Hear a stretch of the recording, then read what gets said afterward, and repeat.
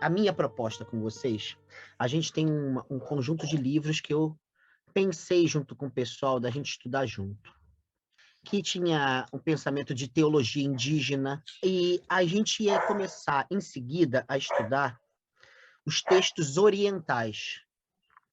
Então tinha, por exemplo, aqui Bhagavad Gita, que é um texto hinduísta, um texto muito conhecido. O que eu pensei? Reformulando um pouquinho aqui, porque tem literaturas aqui que eu acho que são de difícil acesso para todo mundo. Então, tem um livro chamado Rosto Índio de Deus, ele é chato de encontrar. Vocês vão encontrar em sebo, muito caro e tal. Muito do que a gente ia ver nesse livro, a gente já viu em outros temas que são correlatos. Problema do racismo, questões de gênero e tal. Tem um problema na racialização indígena, tal, que o autor defende. Beleza. Eu pensei da gente ler um livro que se chama, esse é fácil de conseguir, Textos Budistas e Zen Budistas. É um texto do Ricardo Gonçalves. É um professor emérito de História do Pensamento Oriental, História do Oriente, Extremo Oriente. É um professor emérito da USP, e ele é monge budista. Eu participei de um evento com ele na Paraíba em 2011. É um cara muito interessante. Ele traduziu para o português brasileiro uma série de textos clássicos de várias tradições budistas. Então, é um livro facílimo de achar. Eu posso depois passar para vocês o link, é facílimo. Ele tem uma introdução muito legal, explicando as escolas orientais budistas e tal, a síntese de várias escolas e alguns princípios que algumas pessoas consideram os princípios básicos das tradições budistas. Então, é bem fácil e é bem gostoso de se ler. Depois tem os textos clássicos, então, os sutras budistas, que, diferentemente da Bíblia, eles são atribuídos a Buda, ao Buda chamado Shakyamuni, que é esse Buda tradicional que a gente vê aí, que teria sido Siddhartha Gautama e tal. Esse cara nunca escreveu nada, entende? Parecido com alguém que a gente conhece. Só que são textos que as tradições foram dizendo, olha, assim disse Buda. Só que todas as tradições sabem que ninguém estava ali anotando o que ele falou. Então é diferente da Bíblia. A Bíblia é fruto de uma tradição oral e depois as pessoas escrevem. Só que a gente entende que através, por exemplo, do Espírito Santo, ou através da inspiração divina, tal, Deus teria usado algumas pessoas meio que para colocar literariamente aquilo que a tradição oral já estava disseminando em si, mas que nasceu de Deus, não nasceu das pessoas, não nasceu daquelas culturas, daquelas tradições. Então a gente acha que aquilo vem de cima para baixo, entende? Nós ocidentais, cristãos, nós somos muito assim. A gente é verticalizado e a gente é literalizado. Então, a letra foi Deus mesmo que ditou, Moisés estava ali escrevendo, Davi parou, escreveu aquilo, né? Salomão parou do nada, João, entende? Os orientais são um pouquinho mais, me parece, interessantes. Eles atribuem a Buda sabendo que não tinha ninguém fazendo jornalismo naquela época e sabendo que, muitas vezes, aquilo que se diz de Buda diz respeito a uma tradição de pessoas consideradas sábias que atribuem aquela sabedoria a Buda, porém não atribui a literalidade daquelas palavras a Buda, entende? Então eles sabem distinguir, tanto que é muito difícil que nos budismos, eu estou falando do Oriente, extremamente, eu não estou falando do budismo no Brasil, nem na Inglaterra, é muito difícil que no Oriente as pessoas saiam na porrada por causa de textos budistas, entende? É muito difícil que as pessoas, se elas têm um grupo onde um diz assim, cara, ninguém tem a verdade, aqui a verdade foi revelada a fulano, entende? Isso é muito difícil você encontrar isso. Você pode encontrar um episódio aqui, mas isso é exceção da exceção da exceção. Então, por que eu estava pensando nesse texto? Para a gente entrar no Oriente, antes de ler a Bhagavad Gita, a gente entender, a Gita é anterior, É de uma tradição que ela é anterior ao próprio Buda Shakyamuni. Esse Buda Shakyamuni seria do século VI a.C., da Índia, já teria bebido em várias fontes indianas, várias. Não existe esse negócio chamado hinduísmo. Hinduísmo é uma invenção ocidental inglesa. Quando você chega na Índia, você tem milhares de tradições, com deidades diferentes, com históricos muito amplos. Não tem uma fonte una de um pensamento que seria da Índia, entende? Os ocidentais é que promoveram isso. Então, as tradições budistas nasceram da interseção de várias tradições indianas, entende? Então, mas é mais, ao meu ver, pedagogicamente, mesmo que tenha vindo depois, é mais interessante entrar primeiro nos textos budistas e zen budistas e depois ir para o texto da Bhagavad Gita. É mais interessante. Vocês vão ver por quê. Porque os princípios ficam bem claros e a gente entra um pouquinho melhor numa outra maneira de pensar e de exercer a espiritualidade. Então, questões novas surgem. Questões muito diferentes das nossas ocidentais, muito diferentes da ritualística, da liturgia, da briga por liturgias perfeitas, sabe? Da briga por doutrina, da briga pela autoridade religiosa. Quem fala e quem interpreta aquela tradição A, B, C, D, entende? Tem alguma coisa ali diferenciada. Então, é mais fácil entrar nessa coisa, entende? Então, se vocês aceitarem, a minha ideia é entrar nesses textos clássicos. No final do mês, eu vou tentar mencionar um texto de um monge do budismo tibetano, que chama-se lamaísmo, né? O budismo dos lamas tibetanos, da onde faz parte, de onde vem o Dalai Lama, por exemplo. Esse livro chama-se O Livro Tibetano da Vida e da Morte. Ele é uma interpretação contemporânea de um livro muito importante que eu tenho aqui em casa. É um livro tibetano chamado Bardo Todol, que é um livro sobre a morte. Como cuidar do morto depois de morto. Como cuidar do destino do morto. É um livro muito louco. É muito fora do nosso eixo ocidental, sabe? E diferentemente dos espíritas, por exemplo, que pensam que a pessoa pode ir para um umbral, que é uma região que carrega uma densidade do que eles chamam de energia densa, de certas dores, que estão sofrendo as consequências dos seus atos nefastos nessa vida. E aquilo é uma espécie de purgatório espírita. Diferentemente da ideia do plano astral, tanto dos espíritas, espiritualistas, que é um plano que tem vários graus, todos em ascensão, em linha evolutiva, que os espíritos dotados de uma moralidade específica, eles alcançariam sem precisar ir para o umbral, ou saindo do umbral, indo para esse plano. O Bardo Todol diz o contrário, que todo mundo, quando morre, passa por todo o ciclo afetivo, doloroso e prazeroso que a vida humana tem na Terra. Ou seja, a pessoa morre, não tem essa, ela vai para o lugar cheio de dor, um lugar cheio de bonança. Não. Ela vai passar pela bonança, pela dor, pelo mais ou menos, ela vai passar por tudo. Como é que se cuida disso? Entende? Então, é um livro extremamente desafiador. Aí, esse autor do século XX, chama Sogyal Rinpoche. Ele escreveu um livro comentando esse livro a partir de desafios contemporâneos, inclusive desafios ocidentais, ele cita. Livro tibetano do Viver e do Morrer. Esse livro já tem, só em português brasileiro, tem mais de 20 edições. Esse livro é fantástico. Fantástico. Vocês podem comprar, tem edição de bolso, tem edição de luxo. Esse livro é maravilhoso. E ele dialoga com filósofos ocidentais, com o cristianismo, então cita Jesus, mas ele pega o pensamento tibetano-budista e tenta pensar com linguagem de hoje. O que seria o desafio da experiência da morte e da morte de quem amamos? O que seria uma vida iluminada, lidando com o cuidado da perda, cuidar da perda? Então, é um livro muito, muito, muito importante. sabe? Muita gente lê esse livro.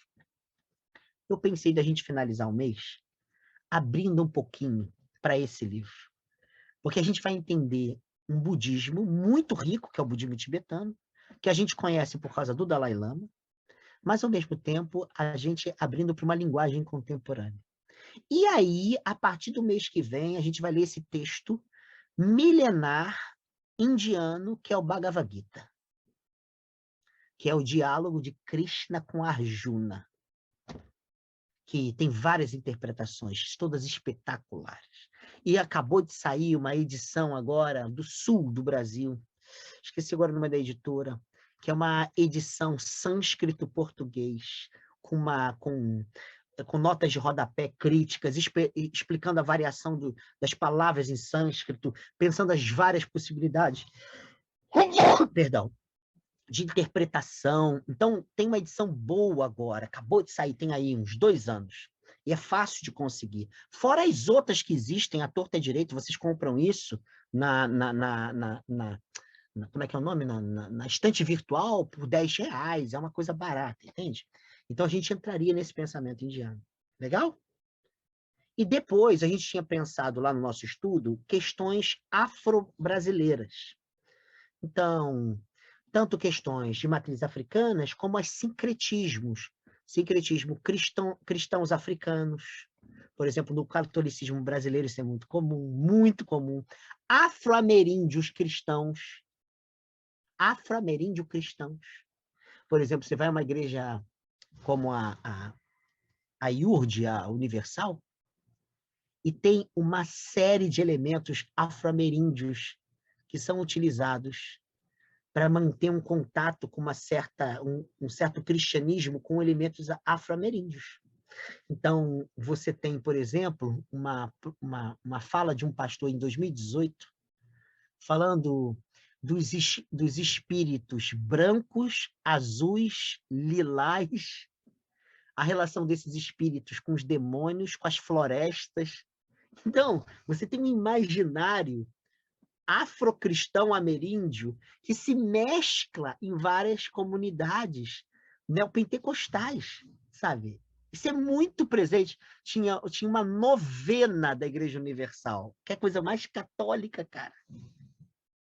Tem o famoso copo que os espíritas usam, da água fluidificada, que a Igreja Universal pede para você botar em cima da televisão, não é? Cara, aquilo é um elemento espírita, cara. Muito concreto. Então, quando a gente vê que a gente chega no Nordeste, vai ao Nordeste, e você vê elementos da cabula, que é uma tradição de onde vem, por exemplo, as macumbas cariocas. Cabula. Você vê isso no catolicismo popular do Ceará. Entende? É muito rico, cara. É que a gente é muito fechado num cristianismo protestante, muito eurocentralizado. Mas quando você pega essas linguagens populares, a maneira como se dança nas igrejas pentecostais e neopentecostais, e se eu mostrar para vocês uma gira de Umbanda, vocês vão falar, ué, não é a mesma coisa, não? Cara, é muito parecido. Até os giros. Da onde vem a palavra gira. Entendeu? Então eu pensei da gente finalizar o ano vendo isso. Uma brasilidade que tem um cristianismo sincrético. Lendo elementos afro-ameríndio cristãos, entendeu? Para mostrar, cara, que nenhuma espiritualidade ela é neutra do seu contexto cultural, ainda mais o Brasil. Entendeu? Padre Cícero, porra, que é coisa mais louca do que Padre Cícero. Né? Você chega... Quem me ajudou a me educar era uma mulher nordestina, paraibana. Você fala Padre Cícero para ela, é mais importante que Jesus. Entende?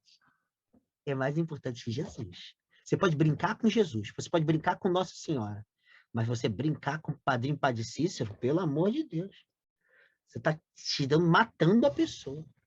Entende? Então eu queria que a gente pudesse terminar com essa outra perspectiva mesclada, abrasileirada.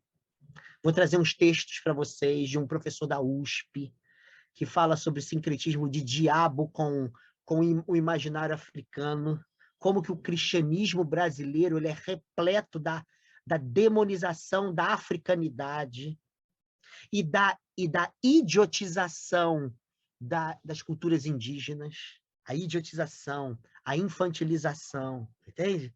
Ao mesmo tempo, lendo outros textos que vão mostrar como que no Brasil se deu uma síntese, às vezes, muito criativas. Beleza? Pode ser assim? E aí a gente vai ter mapeado aí um monte de gente, um monte de tradições. Legal? Acho que vai ajudar bastante a gente. Pode ser? Você chegou a dar aula na Poutility de afro-ameríndio, não foi?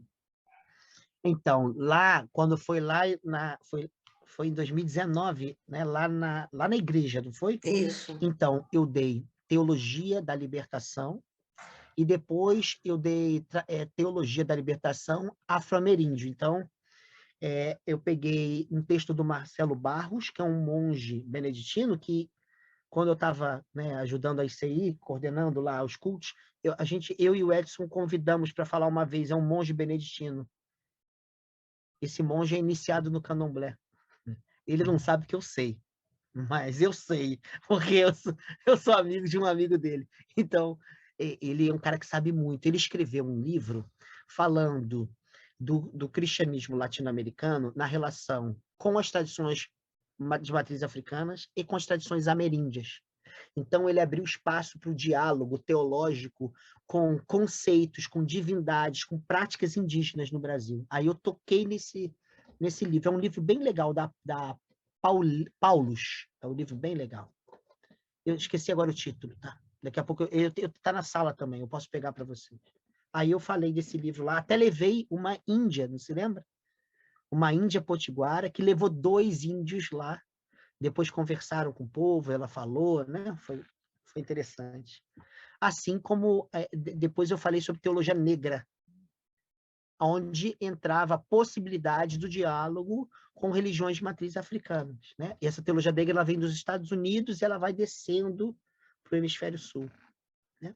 É bem legal essa teologia. Beleza? Pode ser? Então, hoje, o que eu pensei da gente fazer é curtinho. Eu vou apresentar mais ou menos as linhas gerais do que a gente vai ver nesse pensamento, né, budista, zen budista. Quais são os princípios que nós vamos estudar e qual é o propósito nosso. Então, a primeira coisa que eu queria, eu não gostaria que a gente lesse os orientais falando assim, isso aqui é o que a gente pensa também. Isso aqui tem tudo a ver com a Bíblia. É claro que a gente vai fazer essas relações. Imediatamente, a gente vai conectando. Caramba, isso também tem lá, tá? A gente faz isso, quase que espontaneamente. A gente quer ver o outro no espelho da gente, é claro. Mas isso é ruim, às vezes, porque a gente engarrafa o outro na gente. Isso é bem narcisista, né? A gente acaba vendo o nosso rosto e não o do outro. Mais interessante seria se os budismos nos incomodassem. Entendeu? Incomodassem no sentido de nos deslocassem. Então, se vocês puderem ver alguns filmes que eu vou passar, vou citar algumas coisas, eu sugiro que vocês vejam, para a gente trazer para cá. Porque aí vocês vão ver que o buraco é um pouquinho mais embaixo e é mais rico do que a gente imagina. Tem alguns filmes orientais que são filmes sobre contexto budista. Por exemplo, um filme clássico que ganhou, inclusive, se eu não me engano, o Oscar de melhor filme estrangeiro, é um filme que o Edson gosta muito, eu amo de paixão, é A Partida. A Partida. Se puderem, veja esse filme. É um livro sobre um ritual zen budista que foi perdido no Japão contemporâneo, que é um ritual de despedida do morto, onde quem ministra o ritual embeleza o corpo do defunto de tal maneira que o defunto fique belo e os seus familiares, amigos, eles vão se ajoelhar e vão dialogar com o morto para dizer adeus, antes de enterrar ou de cremar o cadáver. E nessa prática de despedida, começa a nascer uma série de experiências, cara, transformadoras. É diferente do nosso ritual fúnebre, que a gente se preocupa mais em falar para onde vai a alma do defunto. E a gente acha que a gente pensa que a gente está, de alguma maneira, confortando aquelas pessoas que estão enlutadas. Lá é bem diferente. É você encarar o morto e, a partir daquele face a face, há uma possibilidade da relação se reinventar na despedida. Então, é um filme lindíssimo, A Partida. O outro filme, que é um dos filmes mais importantes da minha vida, uma pena que a gente não pode se encontrar para vê-lo juntos. Eu já dei esse filme em vários lugares, inclusive para juízes do TRT. Chama-se Primavera, Verão, Outono, Inverno, Primavera. Esse é um filme zen budista coreano. Já dei esse filme para uma formação de Gestalt terapia aqui do Rio de Janeiro. É um filme assim que ele é um filme muito, muito profundo e bonito. Tem uma fotografia linda. Os diálogos são muito ricos, são muito objetivos e ricos. Um outro filme muito rico sobre budismo tibetano chama-se Sansara. Sansara é aquela roda, mais ou menos como a roda da fortuna medieval, em que você tem um ciclo vicioso de nascimento, morte, renascimento, morte, que se manifesta no sofrimento, prazer, sofrimento, prazer, sofrimento, prazer, onde você não consegue quebrar essa cadeia. Esse filme é extremamente importante para entender exatamente como o Extremo Oriente pensa a realidade, os ciclos repetitivos da vida. É muito bom esse filme. Se vocês puderem ver um deles ou todos, vocês vão ver o que eu estou falando. Mas o meu propósito aqui com vocês é a gente entrar nesse mundo, se sentir incomodado, se sentir deslocado e perceber a relatividade dos nossos modelos. Não é querer achar que a verdade está lá. É pensar a relatividade dos nossos modelos de espiritualidade. O que não significa dizer que tudo é uma bosta ou que tudo é a mesma coisa. Não. É dizer que nenhum modelo é absoluto. E como disse o Jonas, no livro que ele escreveu, com o Amaury, Parafábulas, o nome do livro. Eles têm um conto no livro que eles tentam mostrar que a verdade ela é relacional e transitória. Então, o meu propósito é a gente entrar nos pensamentos budistas e sentir o caráter relacional da verdade. E como que ninguém tem monopólio de verdade alguma. E isso fica muito claro nas tradições budistas, porque a experiência da verdade não é a experiência de uma doutrina verdadeira. É uma experiência do que eles chamam de iluminação. E a experiência da iluminação, ela nunca é derradeira. Por exemplo, a Lúcia se iluminou e ela já pode deitar e descansar porque a vida dela está resolvida, entende? Tipo, cheguei para o céu. O céu cristão é isso. É uma aposentadoria do espírito, né? A boa aposentadoria. Porque a outra, você vai ficar se ferrando eternamente. Então, é a boa aposentadoria, sabe? É o desembargador, entendeu? É o ministro do STF. Se aposentou.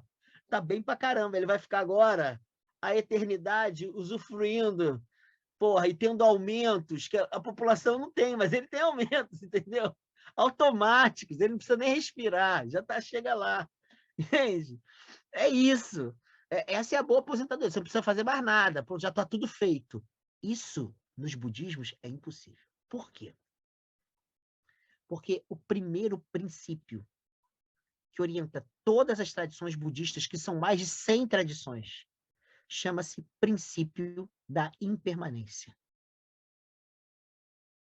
Esse autor tibetano que eu citei, Sogyal Rinpoche, ele formula nesse livro tibetano do Viver e do Morrer o princípio da impermanência da seguinte maneira: na vida, tudo passa, só não passa a passagem. Entendeu? Em outras palavras, a marca absoluta da vida é a transitividade de todos os seres. Como é que a gente se ilumina se todo estado é transitório? Entendeu? Nós ocidentais, a gente faz o caminho contrário. O transitório, ele sempre é uma escada para uma realidade não transitória. Ah, expressão que a gente usa. A gente está aqui de passagem. Como se a passagem ela fosse um trampolim para a gente ascender a algo que não está só de passagem, que é definitivo. No Oriente, nem a noção de céu ocidental, mas mais ou menos como eles pensam lá, nem o céu é definitivo. Nem as divindades são definitivas. Hoje, do século XIX, mais ou menos, sobretudo 20 para cá, a teologia cristã contemporânea, ela tenta mostrar que o Deus bíblico, ele nunca é imutável. Ele também é transitório. Mas no Oriente, isso já existe há milênios. Entendeu? O que há de decisivo na realidade nunca é definitivo. Que loucura. Como que a gente pode pensar uma plenitude se, na verdade, nada é definitivo? Mas tem o comportamento oposto, que é muito ocidental. Ué, se nada é definitivo, desculpa o português, tá? Então foda-se tudo. Então nada tem valor. O que importa é o que der na minha cabeça. Entendeu? Nós ocidentais funcionamos dentro de estruturas binárias. Imutável, mutável. Definitivo, transitório. Aí se a gente fala assim, ó, mas não tem nada definitivo. Aí a gente olha para esse aqui e fala assim, ah, então foda-se. Então nada vale a pena mesmo, vou fazer o que der na telha. Vou fazer o que for melhor para mim. Ou então, já que não tem sentido mesmo, por que a gente não se mata? Entende? A gente não consegue sair dessa estrutura binária. O cristianismo é refém da estrutura binária. Extremamente refém. No Oriente, isso não faz sentido. A gente vai ler um dos textos mais importantes, vou ver se a gente lê semana que vem, é o chamado Primeiro Sutra de Buda. É logo que o Buda se ilumina. Na verdade, a palavra Buda significa o desperto. Quem despertou, quem saiu do sono. Entendeu? Então, essa experiência do despertar, quando ele desperta, ele se torna Buda. Deixa de ser Siddhartha e torna-se Buda. Então, o Buda, ele é um estado que tem que ser reconquistado. Ele não é uma propriedade definitiva, entendeu? Por exemplo, a gente diz assim, Jesus é o Cristo. É como se ele tivesse uma propriedade definitiva. Ele é um Cristo. Pode fazer o que quiser. Ele pode pular de paraquedas, ficar dormindo, ele é o Cristo. Como se fosse algo que já está ali, que não precisa mais ser conquistado, ser transformado, porque ele já é definitivo, entende? Essa visão hoje, a galera da teologia faz um esforço tremendo para desconstruir. E a gente não consegue sair disso. No Oriente, essa galera já nasceu num ambiente que já desconstruiu isso. Ou seja, no nosso idioma português, assim como o espanhol, a gente tem uma diferença entre ser e estar. As tradições budistas, mesmo sem falar o verbo português estar, eles pensam o despertar como um estado transitório e não como uma propriedade absoluta. Entenderam? Pode ser que amanhã a gente decaia, a gente caia no sono de novo. Pode ser. Não sabemos. Por isso é preciso estar sempre vigiando. É o orar e vigiar, vigiando. Como? Esse texto que a gente vai ler semana que vem vai ficar muito claro para todo mundo aqui. O Buda diz que o primeiro mal e a raiz de todo sofrimento humano, a gente ainda vai estudar isso, tá? Sofrimento lá é diferente de dor. A gente ainda vai estudar. Isso é extremamente importante. Dor, a gente pode ter uma porrada. E as dores, a maior parte delas, elas fazem parte da nossa condição de seres sencientes, como se diz no budismo. Seres passíveis de sentir dor. Mas a noção de sofrimento é diferente. A gente pode viver uma vida sem ser refém da lógica do sofrimento. Então, é uma outra parada. Então, o Buda diz que a raiz dos sofrimentos, não das dores, é atribuir à vida humana uma identidade imutável. A gente ainda vai ver, tem uma palavra em sânscrito para isso, tá? É o chamado princípio da insubstancialidade do eu. O eu não tem substância. O eu não tem um concreto. Você chega lá, está estável, fixo. Né? Não sei se eu já falei aqui, há uma palavra em grego, asfaltes. Da onde vem? Asfalto. E é muito interessante. Essa palavra significa segurança. Asfaltes. O que a gente faz quando a gente asfalta? A gente tira o perigo da terra batida, o perigo das poças, das lamas, o perigo de atolar, o perigo de escorregar. A gente asfalta para quê? Para dar segurança. Nos budismos, quando a gente asfalta a existência, a gente produz, a gente cria a matriz de todos os nossos sofrimentos. Engessar a vida é viver uma vida de sofrimento contínuo. E isso, aqui em casa eu tenho alguns livros, estão todos escondidos ali atrás. Aqui, alguns estão aqui em cima até. Aqui em cima. Tem vários livros sobre psicologia e budismo. Porque muita gente, sobretudo na Alemanha, muita gente percebeu que os budismos lá atrás, lá há muitos milênios, muito mais antigos, eles são mais antigos que o cristianismo. Os budismos já tinham percebido algumas questões que a psicologia do século XX vai começar a trabalhar. Por exemplo, se eu atribuo à minha vida uma identidade fixa, entendeu? O Alexandre verdadeiro, o Alexandre definitivo, eu vou buscar em todas as minhas relações como se fosse alimento. Eu vou buscar recursos para reforçar a minha verdadeira identidade. Tudo que coloque a minha verdadeira identidade em xeque, ou eu aniquilo ou eu fujo. Entendeu? Como disse um monge amigo meu, puxa, se eu conseguir o contato dele de novo, eu perdi no antigo celular. É um monge muito legal, ele é meu amigo, ele era aqui de Santa Teresa, Antônio Carlos, é um cara escritor, pós-doutor em literatura oriental. Ele falava uma coisa bem legal, uma amiga minha da igreja, da IRI, eu levei ele na IRI, e ela, quando terminou, ela fez uma pergunta para ele, falou assim, monge, como é que vocês pensam o ódio e a violência? Entende?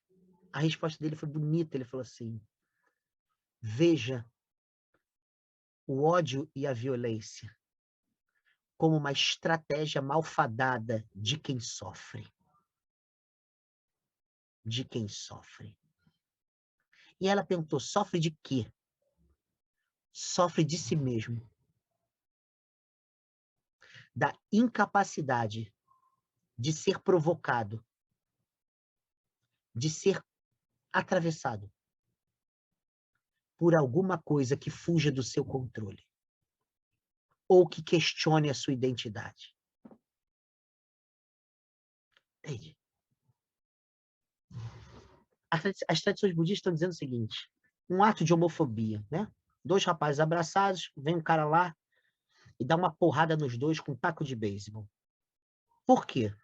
Porque aquilo está ferindo a sua heterossexualidade. Porra, mas que eu é esse que vê um gesto afetivo de dois homens como ameaçador da sua pretensa identidade fixa? Entendeu? Então, atribuir a si um eu substancial e definitivo é a matriz dos nossos sofrimentos. Entende? Olha só, eu estou falando de um princípio bem basicão, a gente ainda vai estudar. A gente vai estudar. Chama-se a doutrina da não dualidade do eu, ou a doutrina do não eu, como o Zen budismo chama. Ou seja, a ruptura dessa ideia de que para ser Lúcia, a Lúcia ela tem que encontrar a verdadeira identidade Lúcia, que vai fazer ela ser Lúcia por todo sempre. Há muitos anos eu lancei um livro, quer dizer, há 6 anos, eu lancei um livro chamado Fenomenologia da Experiência Mística, que é sobre um místico ocidental, chama-se Mestre Eckhart, e o Zen budismo da escola de Kyoto, que é uma escola japonesa filosófica, em que dialoga com o pensamento ocidental e o Zen budismo. Eu pesquisei esse negócio uma época e publiquei um livro. Me chamaram para dar uma palestra sobre o budismo que eu falo do livro para um grupo lá na Tijuca. E eu falei, gente, eu não sou budista, eu só pesquisei isso. Eu vou trazer alguns princípios, vou trazer o que esse autor que criou essa escola, o que ele pensa, e a gente discute. Quando eu falei sobre o princípio da insubstancialidade do eu, ou seja, o eu não tem uma identidade definitiva, as pessoas quase me bateram. Porque disseram que eu estava tirando das pessoas a única coisa que elas podem ter alguma certeza: o seu eu. Mas foi um negócio assim, eu cheguei em casa, a Rosana estava em casa, eu falei, Rosana, eu não participo mais desses negócios, não. Foi uma amiga minha que me chamou. E eu não falei, assim, eu não sacaneei, não fiz assim, quando eu falo sacaneio, eu falo palavrão, nada. Eu falei sobre um pensamento. As pessoas ficaram tão incomodadas. Eu dei exemplos sobre o pensamento. Essa exigência ocidental da gente ter uma identidade fixa, da gente dizer, eu sou cristão, eu sou batista, eu sou. Essa ideia falando assim, nada me tira da certeza desse caminho, eu sou, sabe? Eu sou presbiteriano, eu sou. Tá gravando? Pode mandar. Quando eu estava de férias, pode falar essa história aí. E aí, ano passado, fui passar 4 dias de férias. Cheguei na viagem, tinha uma carta de uma pessoa mesmo da ICI, dizendo que eu era o absurdo do absurdo, que eu estava tirando a identidade cristã da ICI. Cara, eu acho que eu sou tão pior do que isso, sabe? Eu acho que eu sou pior do que isso. Eu acho que eu tenho coisas mais interessantes para tirar das pessoas. Mas eu estava tirando a identidade da... Tinha uma carta de repúdio. Gabi, eu tinha. Você lembra dessa Quanto história? poder, hein? Quanto poder! Eu não sabia que esse baixinho era tão poderoso, não. Gabi, eu sinceramente, eu tinha Em tão chegado... pouco tempo, né? Em tão pouco tempo! Cara, eu tinha um poder de Em tão pouco destruir tempo, a identidade, Lúcia. Olha a palavra que usaram. A identidade. Porque teve o culto de Pentecostes, o primeiro culto, foram 2. Eram 2 pastores e 2 padres, um deles era o Edson, e o outro era o Mozart, então ninguém reclamou. E o outro tinha pessoas de outras religiões, por causa lá do mês da unidade, cristãos e não cristãos. E aí disseram que eu estava tirando a identidade. Eu tive uma vontade de responder, a única coisa que eu respondi, porque eu tinha acabado de chegar de viagem, eu fiquei extremamente mal com aquilo. Eu falei, olha, eu só estou aqui para ajudar, eu estou interinamente, se vocês tiverem alguma sugestão de um outro nome que possa ajudar nesse momento de pandemia mais do que eu abro mão desse lugar, eu concedo a senha do Zoom e a pessoa faz essa reunião e reforça o que vocês estão querendo ali, porque isso era o conselho da igreja. uma pessoa do conselho mandou e divulgou para outras pessoas. Acabou que, por causa dessa carta, pessoas que ajudavam o trabalho com a população em situação de rua pararam de ajudar, porque descobriram que eu estava roubando a identidade. Mas a vontade que eu tinha para falar é, onde Jesus disse que existe uma identidade fixa chamada ser cristão? Em qual texto? Em qual passagem? Quando Jesus diz que o Espírito sopra onde ele quer, e diz que o Espírito é movimento, é sopro, onde tem identidade fixa? Onde ser cristão tem um eu definitivo? Mas, na mensagem de amor de Jesus, qual é o eu que é definitivo? O amor é sempre trânsito. O amor é sempre devir, é a palavra. Vir a ser, tornar-se, transformar-se. O termo técnico é devir. Os budistas estão dizendo isso antes de Jesus de Nazaré. Ó, depois a gente vai ver a galera, as tradições da Índia, lá no Bhagavad Gita, quando Arjuna, que é a consciência narcísica do ser humano, vai conversar com Krishna, que é essa consciência divina, antropocósmica do ser humano com o mundo inteiro, esse pequeno eu que é Arjuna, esse eu com identidade fixa, esse eu que diz meu, esse eu que quer segurança, esse eu que quer controle, esse eu dessa baboseira da identidade batista, identidade católica, identidade. Essa baboseira. Ele chega diante de Krishna e Krishna chega e fala assim, pergunta, quantas guerras você causa para você ser quem você é? Quanto sofrimento você produz para você e para tudo, para você alcançar quem você é? E aí ele diz, se você quer compreender quem eu sou, abra mão das guerras que você é. Você é guerra.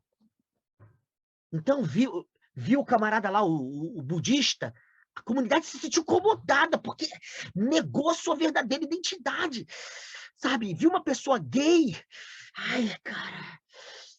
Ai, não, como assim, cara? Tá acabando com a identidade da ICI. Que identidade, meu Deus? Que identidade? Que identidade sem fluxo é essa? Que identidade sem movimento é essa? Que identidade sem despedida é essa? Que identidade sem morte é essa? Que identidade é essa? Então a gente vai começar a estudar semana que vem a origem do nossa autodestruição está em atribuir elementos definitivos numa aventura transitória. Segunda coisa. Se nós somos transição, nós somos interdependência. Singularidade não é ser uma ilha. Singularidade é ser único dentro do feixe de relações com o todo. Portanto, a dor de uma planta incide em quem eu sou no mundo. Não há despertar, não há iluminação sem a compaixão irrestrita para com todos os seres sencientes, seres passíveis de sofrimento. Gato, cachorro, papagaio, planta, árvore, rio, mar, peixe. O amor cristão deixa de ser um problema entre mim e o próximo e Deus e passa a ser um problema em relação ao tudo. Há um nome para isso, a gente vai estudar Karuna, que a gente traduz como compaixão. Karuna significa intervir nos sofrimentos que não deixem a interdependência da vida ser plena. A interdependência da vida. Portanto, quanto mais a gente diz eu, menos a gente percebe que antes da gente ser eu, a teia da vida faz com que cada um e cada uma seja o pronome nós. Nas tradições budistas, o eu é um perigo porque ele não permite experimentar a anterioridade do pronome nós. Se vocês querem um paralelo com a fé cristã, a identidade cristã, é só pensar na oração de Jesus de Nazaré. É o Pai que é nosso, é o pão que é nosso. Não tem nem meu, nem teu. Essas tradições estão falando isso. E não estou só falando, não é um detalhe, isso é essencial. Nesse filme, Primavera, Verão, Outono, Inverno, Primavera, uma das cenas é o mestre ensinando, sem falar, a criança maltrata uma cobra. Já posso dar esse spoiler. Ela amarra uma pedra numa cobra. Obviamente que a cobra vai sofrer. Amarra uma pedra num sapo. É claro que o sapo vai sofrer. O que faz o mestre? Pendura uma pedra na criança, para que ela ande e sinta nela o que o sapo e a cobra estão sentindo. E aí, quando a criança se depara com o sapo e a pedra, e com a cobra, e ele vê o sofrimento dos dois, ele começa a chorar. É bem interessante no filme, porque isso é muito budista. O mestre mostrar a dor de uma cobra, de um sapo numa criança, para saber que ela não pode ser feliz promovendo o sofrimento alheio. E ela não consegue ser ela se ela não se preocupar com o sofrimento alheio. Vocês têm que ver essa cena. É espetacular. Extremamente simples. Karuna. A gente vai estudar isso aqui. A compaixão que nasce do pronome nós. Estou ocidentalizando a linguagem, tá? Mas é isso que está dizendo lá. Depois, se nada tem natureza fixa, o que atravessa todos os seres é o vazio. No budismo zen, isso se chama sunyata. A experiência do vácuo, do vazio. Que não significa ausência. Pelo contrário, a gente vai ver. É o contrário disso. Por isso é que na meditação, um dos elementos é esvaziar-se. Tem uma expressão bíblica para isso, mas é num lado mais moral. É o fermento da hipocrisia. É uma expressão profética. O que é o fermento da hipocrisia? É o inchaço do eu. O eu hipócrita. Por isso, na Páscoa judaica, se come pães ázimos, sem fermento. Na Páscoa judaica, para celebrar a passagem do Mar Vermelho, tem que se celebrar o vazio de fermento. Os budistas celebram o vazio de si para a integração com o todo. Entende? Por isso a experiência do nirvana que nós vamos falar aqui, que é a incondicionalidade atravessando a condicionalidade da vida. O incondicional, o pleno, o absoluto, entre aspas, atravessando o relativo, o transitório, a interdependência, o vazio. Então, ninguém vai para o nirvana. Morre e vai, tipo céu. É como se o céu dos budismos, o nirvana, ele fosse um despertar para uma experiência de presença para tudo, para todos, para si, para as dores, para os sofrimentos, para as alegrias de si, de todos e de tudo. Em outras palavras, o nirvana é uma presença de plenitude, mas nunca definitiva. Por isso é incondicionalidade na condicionalidade. É a plenitude em meio ao efêmero. Se vocês quiserem, o símbolo mais comum dos budismos é qual? A flor de lótus. Que diz exatamente isso. Só vocês pegarem no Google. É uma flor que as raízes não fincam no solo. A água é escura, é lameada. Em outras palavras, não tem raiz fixa, a raiz flutua. Olha o movimento. Agora vem. É dali que ela tira os sais minerais. Dali que ela se nutre. Ela cresce, ela fica na superfície, fazendo fotossíntese pela relação com o sol. Esse é o símbolo mais importante da experiência da iluminação e do nirvana dos budismo. Por quê? Porque você experimenta a luz se nutrindo das trevas. Acabou a dualidade, o binarismo, ou luz ou trevas. Depois que essa plenitude de você está abaixo da luz solar, se nutrindo daquela água escura, barrenta, esse paradoxo, ele não está fixo em lugar nenhum, porque a flor de lótus está em movimento. Porque a raiz está em movimento. A raiz é solta.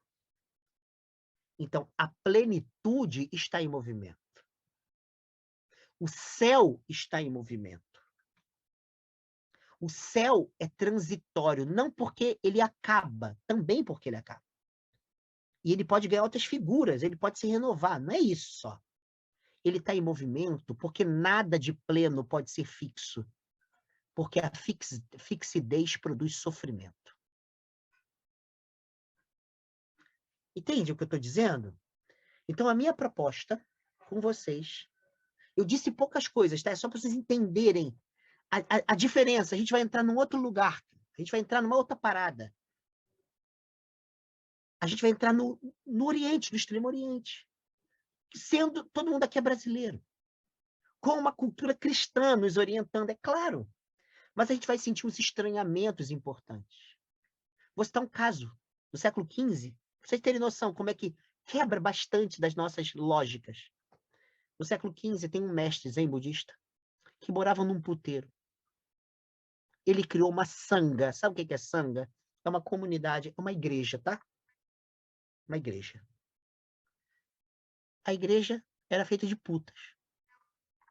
Ele era considerado iluminado, sábio, ficava bêbado de saquê com as putas e transava com as putas. Você fala, caraca, cara. Você já imaginou isso aqui entre nós? Por que que isso pode ir lá? Por que que isso não é um problema lá? Já dei um spoiler aqui. Porque nenhuma regra moral é definitiva. E se a gente absolutizar a moral, a gente produz sofrimento, produz um eu cristalizado. Entende? O que há de importante é contribuir para, vamos chamar nessa linguagem ocidental, tá? Vou falar de uma maneira bem ocidental, é contribuir para a felicidade dos seres sencientes e não reproduzir sofrimento. Se numa trepada com uma prostituta não houver sofrimento, mas produção de alegria, e se na observância de uma lei fixa houver sofrimento e não produção de alegria, trepa. Entende? Então, as leis, elas vão aparecer como meios e não como fins. Entende? Isso é muito oriental. Isso é muito oriental. Eu conversando com o Alcio, uma vez a gente deu a volta na lagoa, batendo um papo, e eu falando para ele das minhas leituras do pensamento budista, que eu me interessava muito, eu me interesso muito. As pessoas acham que eu leio muita coisa de Umbanda, Candomblé. Eu li muito mais sobre budismo. Mas sem brincadeira, eu li desde os 18 anos. É uma literatura que me interessa demais. Eu acho muita sabedoria nessa galera. Acho que eles estão muito à frente. Sem brincadeira. Porque nós cristãos ainda somos refém de códigos fixos, de muitas estruturas doutrinárias dogmáticas. A gente se sente bem sofrendo na merda. Eles têm um faro para isso. Sabe? Que eu acho que as tradições elas estão tão diversas, tão plurais, mas ao mesmo tempo elas não se aniquilam, elas se fortalecem. Eu acho que eles têm uma sabedoria que tem muito mais a nos ensinar. Então, nessa época, eu lia muito. E aí eu estou conversando com o Alcio. Eu estou conversando com o Alcio sobre isso. Aí o Alcio, eu e ele, começamos a discutir o caso desse cara, zen budista do século XV. E o Alcio, cara, começou a me contar várias histórias muito conhecidas no Japão, na China, no Tibete, na Tailândia, no Butão, que é um país quase totalmente budista. Esses países de maioria budistas, sabe? Ele começou a me contar várias histórias em que, se a gente aplicar a moral cristã ocidental, a gente não consegue enxergar nenhuma grandeza. E que lá é considerado de uma profundidade, de um requinte. O modo como se transgride uma lei para produzir compaixão, felicidade, alegria, contato, plenitude, é muito maior do que a gente ficar julgando alguém porque não seguiu a lei, entende? Então, há muitas histórias como essa que eu contei. Se vocês pegarem algumas obras, Thich Nhat Hanh, um zen budista vietnamita, morreu há pouquíssimo tempo, conhecidíssimo, Thich Nhat Hanh. Tem um livro chamado Cristianismo e Budismo. Se você pegar um livro do Dalai Lama chamado Dalai Lama Fala de Jesus, estou falando só 2. Tem um camarada, professor da Universidade de Tóquio, um grande intelectual japonês, zen budista, Daisetsu Teitaro Suzuki. Até o Jung escreveu sobre esse cara. Todos esses caras falam de Jesus como um Buda.